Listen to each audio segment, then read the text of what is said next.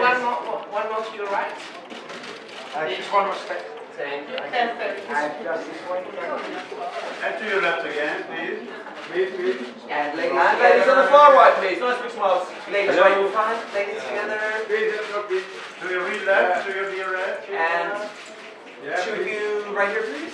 Beautiful. And just on the right, please. And this one. Please.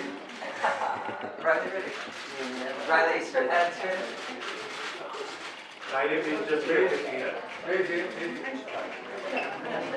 And last time, just at the top. We like the middle, please. Thank you very much. Go. Thank you. Thank you guys. No, over here. We're going this way.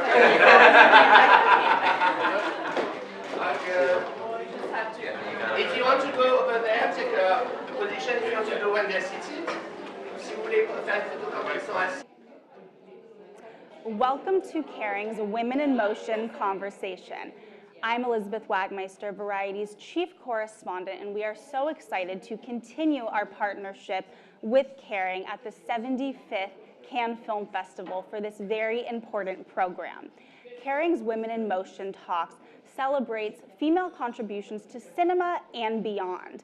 We're not just talking about the film industry, but also pushing gender equality forward in society. Today we have two fantastic guests for you, Riley Keough and Gina Gammell. The two are making their directorial debut on War Pony, and they are business partners with their own production company. You know Riley from her wide range of work as an actor, and now she is stepping behind the camera. We are so excited to talk to these two impressive women, so let's get started.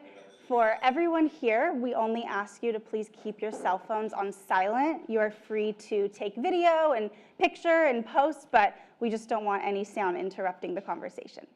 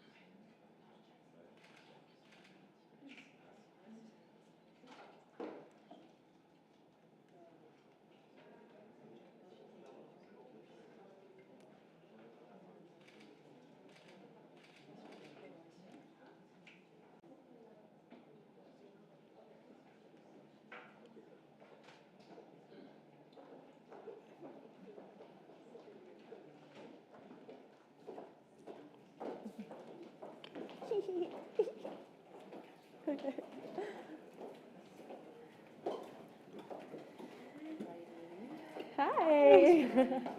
Good to see you again. Yes, you too. Hi. Photographers, stay for 1 minute. Thank you for sitting down. In the meantime, please turn off your cell phone, at least put it on silent. We highly appreciate it. 1 minute, guys. Please. Yes, please. Ladies, over here, please. Thank you very much.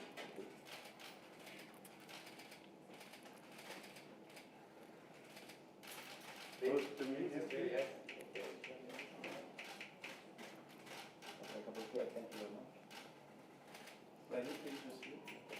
facing you.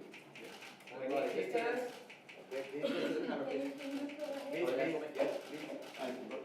And ready, one more. Yes. Thank you very much. Ready? Merci, Let's thank you. Thank you. Thank you, guys. Thank you. Are your eyes okay? It's very bright in Right, here. very Yeah. bright, a lot of flashes, but there's worse problems to have. Look where we are, I right? know. So Quite beautiful. the view. It is. Alrighty, so congratulations. Thanks. I want to know, what was your reaction when you found out that your film was selected and that you'd be coming to Cannes? Who screamed? Yeah, they really left it to the last minute to tell us.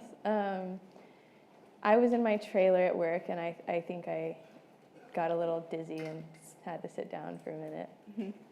We were, screaming and freaking out. This is not something we ever anticipated for this project. It was something that was a very personal thing that we did with our friends, and you kind of forget sometimes that people are going to watch it and that it's things will happen. And I think that Cannes is just it was kind of a pipe dream, I think. So it's pretty amazing. So obviously, we're going to talk a lot about the film, and I want to get into that. But first, how did the two of you meet? And I know you have your own production company. This is both of your directorial debuts. But how did you first meet, and kind of talk to me about the process that you two became partners? Yeah, we met through friends. Okay. We met I think at a Cinesphere screening of of American Psycho, yeah. which is kind of fitting for us.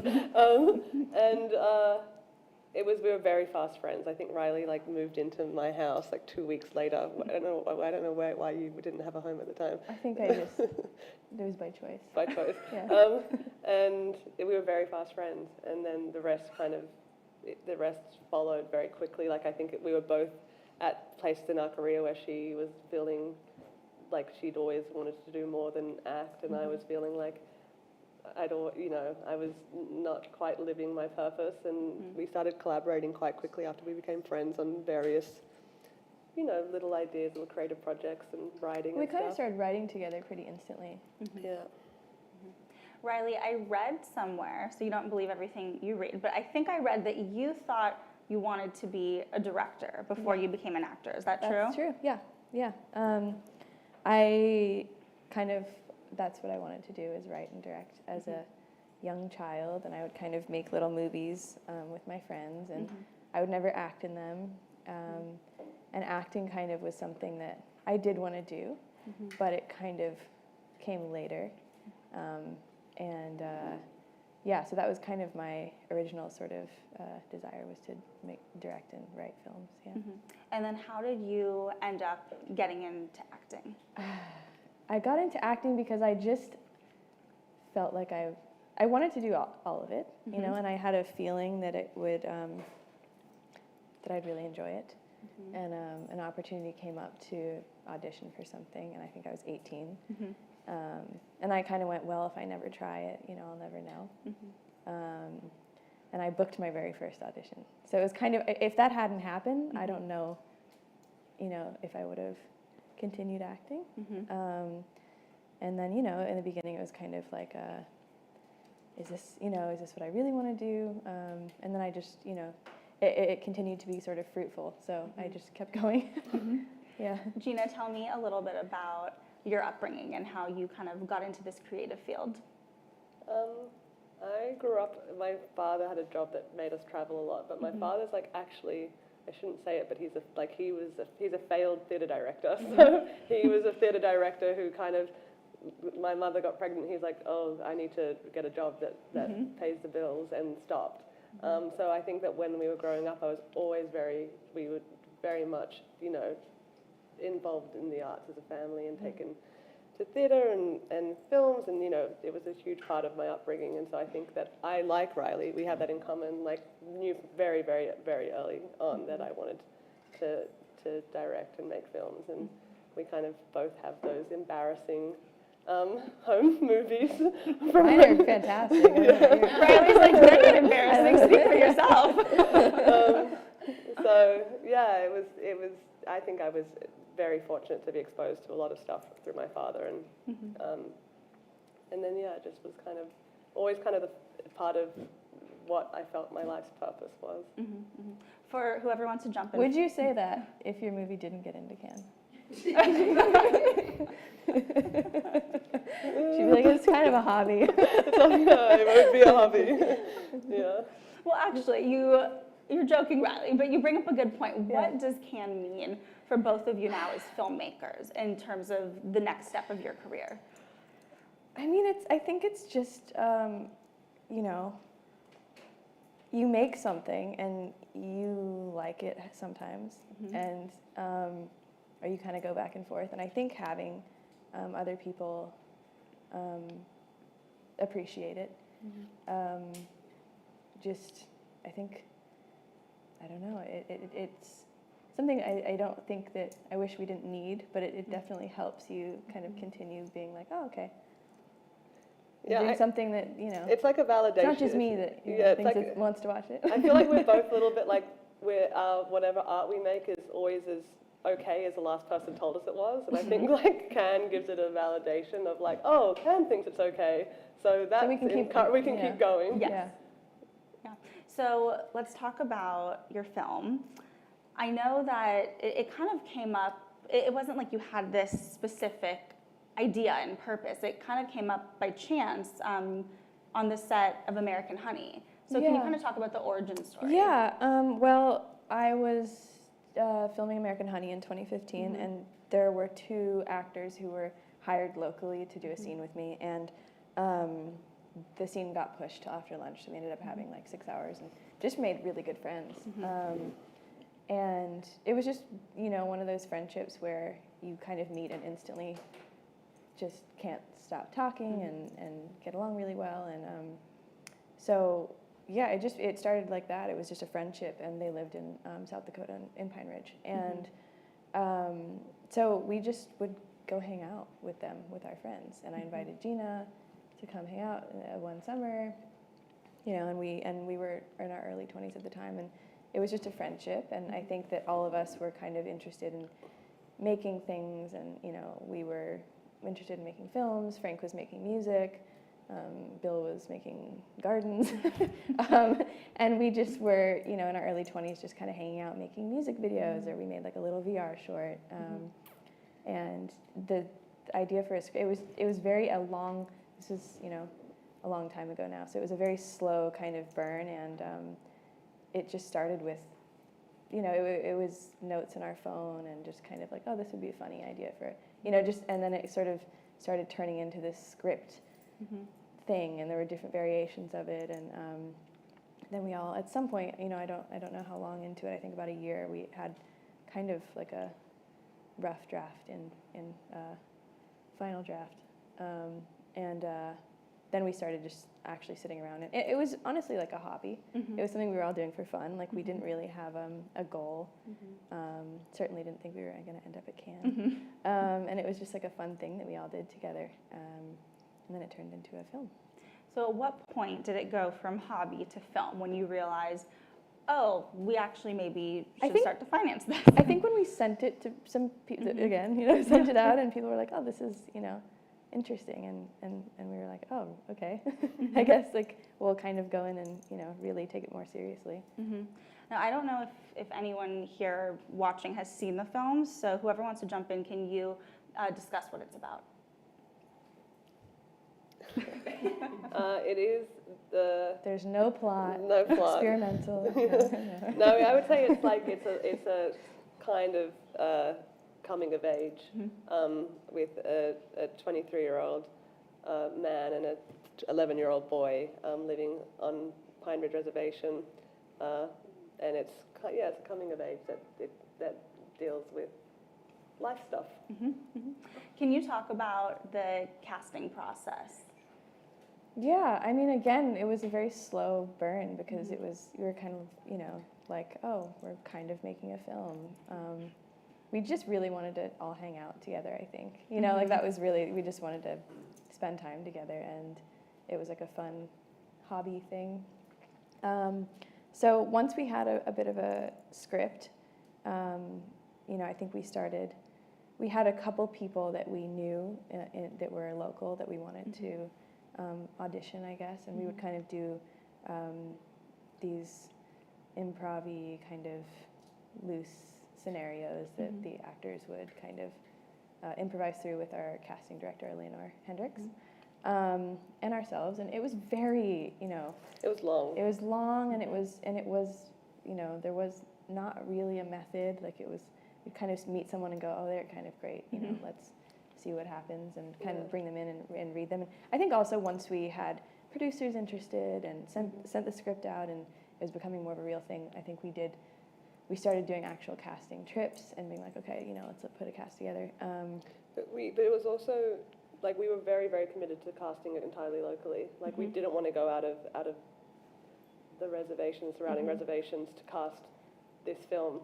And I think that it made, when we started being like, oh, we're probably making a film, I think that when we'd go on trips, even if they weren't casting trips, that we would just be meeting people and then suddenly you'd meet someone, and like all the little boys in the film, like Riley and I were just at the gas station and we saw this group of boys that were like entirely what us, along with Frank and Bill, had kind of created, or like, because it's kind of a manifestation of Bill and Frank when they were younger, and we just pulled over the car and started talking to them, and then that's how we met. Three of those boys was just at the gas station. So it was like the rest of the process. It was incredibly organic, and we just took our time because we were really, really, really committed to casting it locally.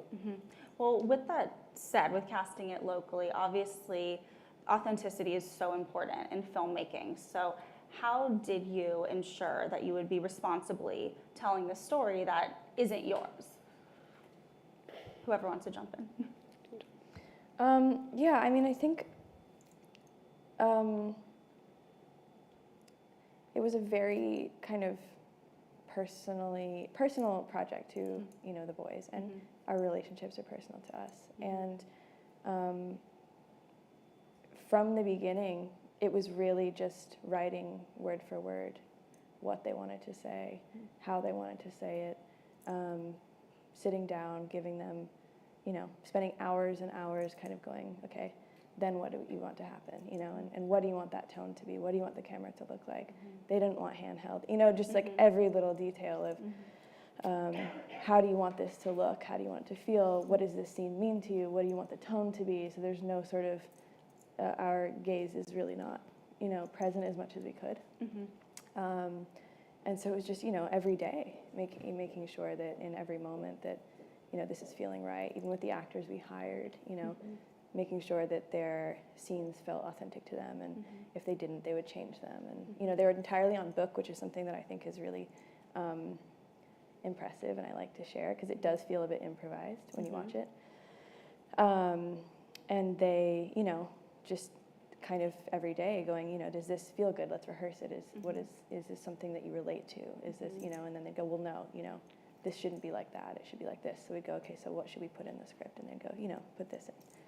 So it was just every day, just making sure that everything was feeling authentic to our actors and our writers. And Yeah, I think each step of the collaboration, there was like the writing process, and then the casting process, and then the shooting process. It's like it was constantly evolving with who the most direct lines of collaboration were, because obviously once you're on set and working with the actors, it's like it was what the actors wanted. When it was writing, it was what the writer, So I think that it was kind of a mission of like, is there a way to responsibly and consciously and collaborate? And I think between communities, and of course we had a lot of challenges, and it's not something that you can just, it took 7 years of building our relationships and understanding nuances, and that kind of became our sort of goal, is how do we responsibly collaborate between communities, and I feel really proud of what we were able to do, though there were definitely challenges. It really sounds like it was a true collaboration. I know that one of the producers on the film had said that a lot of filmmakers had visited the area, but just kind of came with their cameras and that was it, and it didn't feel like an authentic story. But it sounds like you really 7 years, you're Yeah. working hand in hand. Yeah, I mean, I think that that's typical, in film, right? And storytelling is going in as filmmakers to communities and going, where's the story here, and then making your film. And it kind of, I think to start, that's not how this started. This was, the 4 of us in our early 20s just being like, let's, we don't care, like we're just having fun, So it started from a different place, There was no real intention to make a actual film. We were kind of, So I think that because it started, in a way that was very sort of from our personal relationships that meant so much to us, that just wasn't the tone to begin with. And just blossomed into this thing that just kind of happened between all of us and our friends and families and relatives. And and then, of course, historically, in Pine Ridge specifically, it's a real thing. And so we're, just being extremely conscious of, the way that we were collaborating. And there were a lot of challenges, bringing a group of people, a crew, into a community that you've spent 7 years in, it doesn't necessarily mean that that's going to work. Right. And so that was, I would say, one of the biggest challenges for us, for all of us, for myself, Gina. I want to speak for Willie and the rest of the guys, but I know that, that was challenging. And just having to stay present and be mindful in every moment of, okay, this has come up today, and how do we work through this? With this crew member has, that we had a wonderful crew, but there are nuances in the community that we didn't have time to, explain to, and so we were responsible for this, massive group of people that we were bringing in that we'd just met the week before, So it was, that was very challenging. Yeah. But we, you can't do something like this without challenges. Right. And I think that we were just trying to lead, with our hearts and be as mindful and responsible, like in every moment, as we could be, and we got through. I think we were, again, I do feel proud of, what everybody was able to kind of, it was a beautiful working relationship. A beautiful And working friendship. relationship. Yes. And we are really like a big family now. Like we have very, very, very deep friendships, and with, not only the cast and our collaborators, but also their families. We're very, very lucky in that space. It also sounds like part of the magic that you can't recreate just because it's, every time in your life and time in your career, but part of the magic is that you both are first-time directors. The actors were newcomers, so everybody was kind of discovering this process together. 100%. And I think that was, it was all very natural. There was no like, let's go in and write a film and then go, it was, and, it was the 4 of us to begin with, and, we're like, hey, let's try, let's send it out, let's see who likes it, and they're like, and then we're like, I guess we'll direct it. We're the 2 here with the most film experience out of the 4 of us, so let's move forward with that. Yeah, if someone had said, like, this is the first film that you and Riley will direct together, I would have been like, there's no way. Like, the stuff that we were writing before this was just so different. So it was all kind of every step of the way, like, oh, we'll see what happens, and then here we are. Yeah. What are some other projects that you were working on before? Well, the very first thing we started writing together was this sort of sci-fi movie that was very expensive. Don't think we would have ever gotten that made. Judging by how difficult it was to get financing for our small film. And then, we never completed anything. We kind of would just, float ideas around. Maybe we were 22 at the time, and kind of just like, living life and writing little things on the weekend together. But this was the first thing that any of us had ever completed, Gina and I, in terms of like a script from, front to back. So it was a real, experience, and it was not a traditional script writing experience. So now after that, trying to write together is very interesting. It's very different. Are you working on anything now that you are able to share? Yeah, we're writing a film at the moment. that is just sort of about, greed and lust and relationships and America and. Riley's looking at Gina like, what can I I say? know, What can I she's the one reveal? that's like, don't send the link out. I see that looking at her like, how much can I say? She's the boss. Yeah, but she said everything. It's a familial relationship story that deals with a lot of, like she said, consumption, greed, America, lust, sex. I don't want to oversell it, but it's very Shakespearean. It is quite Shakespearean. Riley, will you ever want to act in a project that you direct? I don't think so, because it's kind of like two parts of my brain, and when I'm acting, I really need to be, I guess I have Gina, but I really need to be directed. Like, it's really hard. I don't think I'd be able to do both at the same time. I'd lose perspective. I think Gina could direct me. It might be, we're like sisters, so it might be, wild if she's directing. Right. I don't know how that would go. But it's, maybe. It'd probably be, her best work yet.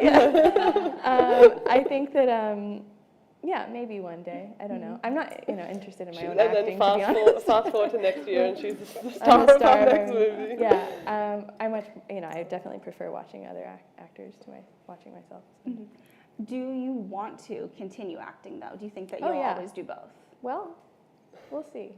No, I do. I love it. I love acting. Yeah.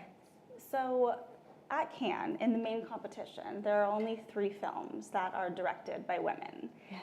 And that's disappointing, to say Yeah. the least. There's been a big push at this festival, but also just industry-wide, for more representation with women behind the camera. Yeah. What do you think that says about where the industry is at? I think that, I think it's much more fundamental. I'm curious as to how many women were in a position to submit to Cannes, how many women got the financing that they needed. Just from our own experiences, that was very difficult. Especially when we compare it to our, male friends we know. We also have a production company, so we see these things happening, Right. every day. And, we know many first-time male filmmakers who are getting a lot more money than, the female first-time filmmakers that we know. So that there is a sort of very profound, maybe, distrust in, women leading in spots, places of leadership. That maybe people aren't even aware of. Maybe it's so subconscious, So those are the things that I see happening, and So I think it's very fundamental, and I think it's women need the opportunities that men are being given. Absolutely. Yeah. And, you said first-time male filmmakers that are getting financing much easier. Yeah. But you're also, yes, you're a first-time filmmaker, but you've been in this industry for years. You think that would help? Yes. I mean, let's just say it how it is. Yeah. You've made a name for yourself, Yeah. but you also come from a Hollywood family. Yeah. So when you walk in rooms, people know who you are from your own work and from beyond. And if you're having trouble getting stuff made, then what does that mean for the average 100%. person? Yeah, I mean, exactly. If I'm having trouble, what does that mean for somebody who's not, isn't an actress and who has the relationships that I have? I mean, I see it all the time with female, filmmakers. Female filmmakers I've worked with. For Janixa Bravo, for Zola, her budget wasn't very big. She could have had a much bigger budget for that. And she's not a first-time filmmaker, and extremely a genius, So those are the things that, are still an issue. Yeah. Speaking of Zola, one question. What did you think about the reaction to that film? Oh, I mean, there were many. Yes. I thought, I'm fascinated by reactions to films, and I think everybody's entitled to have their reaction to art. And I think especially when you're working with artists who want to create that effect, like Janixa, who is, I don't think she's looking for people to have boring conversations about her art. So I just appreciate the conversations.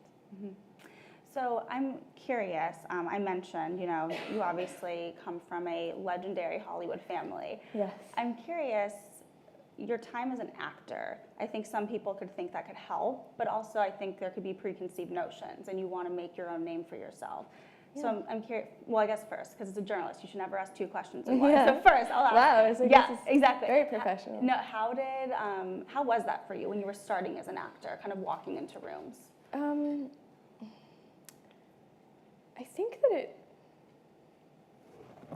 that when I began, instead of feeling, I think there was a sense, and I could have been projecting this, but I felt a sense of like, oh, okay, like, let's see what you can do, like nepotism, you know what I mean? So I think I was, and I'm really sensitive, so I think it just made me really nervous a lot. So I was kind of like, oh, should I go? Like, sorry for being here, So that was kind of, that was my interpretation of, what it felt like.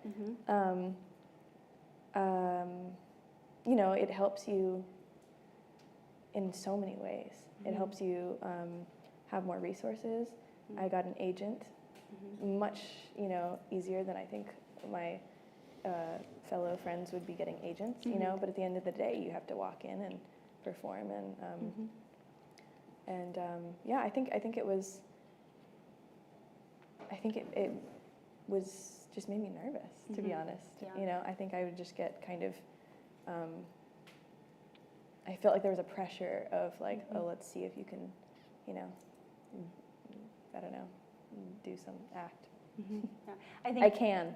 Yeah, clearly you can. We've all seen it. I think you bring up a really good point, though, that any connection in any industry, it could help you, like you said, get an agent. It helps you get the foot into the door, but then you have to do the work. For sure. So now I'm curious, the second part of my question is, now that you are stepping behind the camera and you're really interested in filmmaking, do you still think that there's that perception that ties you to your family, or do you think that you've kind of been able to separate yourself and say, now I want to do this? I mean, I think it's separate in inherently because it's not music as well. I think for somebody like my mother, that would have been more difficult because there was like a comparison thing, and although my grandparents did do acting, it wasn't the primary focus. So I think that there's a level of separation. There's also a generation of separation. So I honestly didn't feel much from it, other than maybe my own little things when I was starting out of like, oh, hopefully, hope they like me, Right.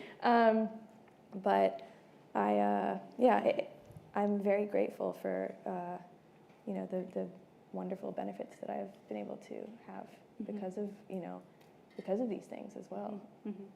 So, twist of fate would have it. I know, fate would have it. That you're at Cannes, and there is an Elvis film at Cannes. I believe you've seen it. Is that right? I have seen it, yes. What did you think? That's a very long, I probably have a very long answer to that, but I will say. We have time. Yeah, doing okay. I will say, it was a very emotional experience to watch. I watched it with my mother and my grandmother and my sisters and my father. And it's very intense to watch when it's your family, It's an interesting position to be in where there's kind of free reign over like who gets to tell your story. Like there's no, we don't really have control over, it kind of goes back to telling somebody else's story, and hoping, and there is something in that where you're like, oh, it feels like you're, this is, ours, and there's, so I think initially I felt like, you feel a little like, I hope that you want them to do a great job and you want them to get it right, and I think that Baz is, the first movie I ever watched in the theater where I went, I want to make movies, was Moulin Rouge when I was 12, Wow. And so that was a really, it was a real honor to know that he was interested in making this film, and I immediately, like, I'm such a fan of his, and I was as a kid, and, Romeo and Juliet and Moulin Rouge for the age I was at the time were really impactful. So it was kind of this, wow, that's a really interesting. So it wasn't as though I distrusted Baz in any kind of way, but you're protective over your story, over your family, and I think that I saw the work he put in, and he wanted to sit down with everybody and give everybody time. And, I could tell kind of right off the bat that he really cared that we felt heard and seen, and so that was nice. And, and so I had an idea that it was going to be, he was starting it sort of the right way. And then, but I really had no idea what it was going to be like, of course. So I watched it, and it was really, I think in the first sort of 5 minutes for me, I could just feel how much work Baz and Austin had put into trying to get it right. And that made me emotional immediately. So I started crying 5 minutes in, and I don't think I stopped. So it was so my first watch, I'd like to watch it again, because it was just very intense, and there's a lot of family trauma and generational trauma that sort of started around there for our family. So it's it was a very intense experience. But it's so, I just felt really, at the end of the day, I felt so honored that they worked so hard to really get his essence, to feel his essence, and I really felt like Austin captured that so beautifully. And I'm a pretty, when it's your family, you're sort of extra critical, right? So it was, I wasn't expecting to be so impacted by Austin's performance and by what Baz was able to do, and I loved it. I did. It sounds like Baz came to your family to discuss. So how involved were you and your mother and your grandmother in kind of talking to them and helping them with whatever they may have needed? Yeah, well, Baz sort of sat down with my mom and I for a couple hours, and my grandma, I don't know how much time they spent together. They definitely spent time together. And he was just, he was very involved in sort of, our family was very involved in sort of, helping him get to Graceland and speaking to whoever he needed to speak to, and kind of providing the resources that he needed. And at the end of the day, we're not going to tell Baz Luhrmann how to, make a movie. We are, I believe, right around the same age, within a year. So the movies that you mentioned, you're like, I get it. I'm like, those were very impactful, I think, for all of us. Yeah. So we are just about to turn to audience questions. But my last question about that film: did Baz ever offer you a role in it? He didn't, and I couldn't play my grandmother. She was, I think I'm the same age as Austin, or older than him. So that wouldn't have worked. And I don't know. I wouldn't want to. It's a little too, close.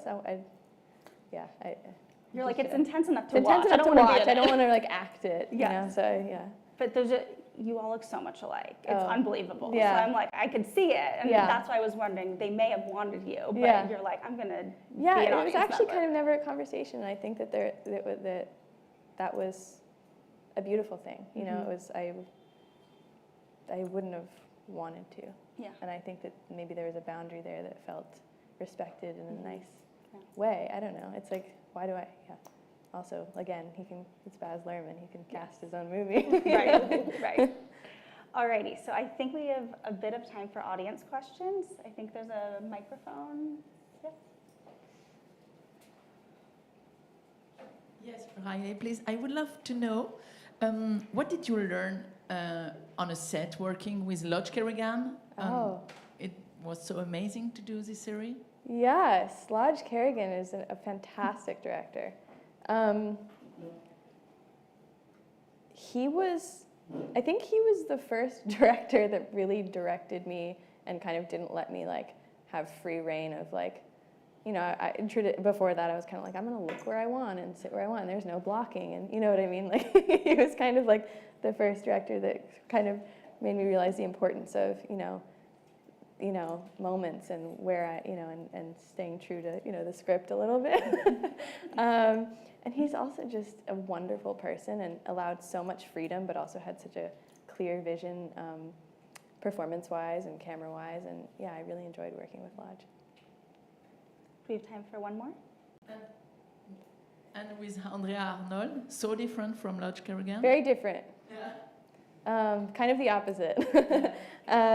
She's wonderful. I think that her kind of thing which was equally, a very different way of filmmaking was to kind of just let everybody be and kind of disappear in the room, and kind of really didn't, probably the closest experience I've had as a performer to feeling like it's, real life in the moment.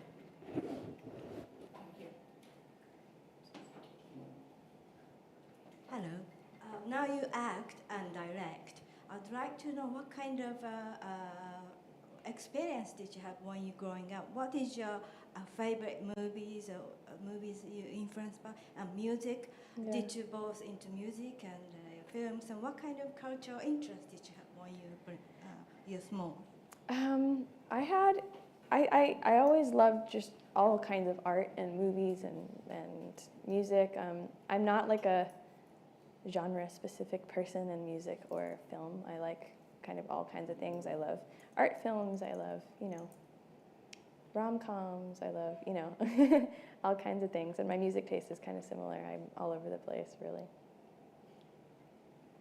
All right, so now we have some questions from social media that were sent in. Okay. I have my phone right here. Okay. Let's see. Okay, so these are both from Instagram. So, Gina, I'm going to start with you, but then same question for you, Riley. Which female directors have inspired you? Oh, wow. Oh, so many. Are there? No, but Just kidding. no, there's not. I would say Lynn Ramsey is just a genius. Janixa. Yeah. Claire Denis, there's, Jane Campion, obviously. So many. Yeah. Any more names to add? I think that I get really inspired when I work with female directors and get to watch them on the day in the moment. So I would have to say also Janixa was a real kind of very inspirational to me, and her ability to, have such control over the set and such a clear vision, but also allow the most freedom I've ever experienced as a performer. And she's, everyone says they're an actor's director, but she really is kind of, was that for me in a very profound way. And it was the first time I'd really kind of, when you do little things and you have somebody on the other side of the camera that's like, oh, I saw that. There's nothing kind of like that. So for anyone who didn't hear, when Gina said there's so many, then Riley went, are there? Kind of a little nod to the statistics with female directors. So this wasn't the social media question, but I'm going to take it one step further. Just who are some women, whether it's in the industry or in your lives, who have inspired both of you? Riley for me. I was going to say Gina. I love that. Yeah. All right, there's one more question. Okay, this one's for Riley. Does the memory of your grandfather shape who you are as an artist today? I don't think well, I don't know, maybe somewhere in my DNA. But the memory, I think my whole story shapes the artist I am, probably. My whole family, my every moment of it, and I'm sure that that's a large part of who I am today. Well, thank you so much. Thank you for the audience for the questions, Yeah, for Instagram thank you for the guys. questions, and thank you, Riley and Gina. Thank you.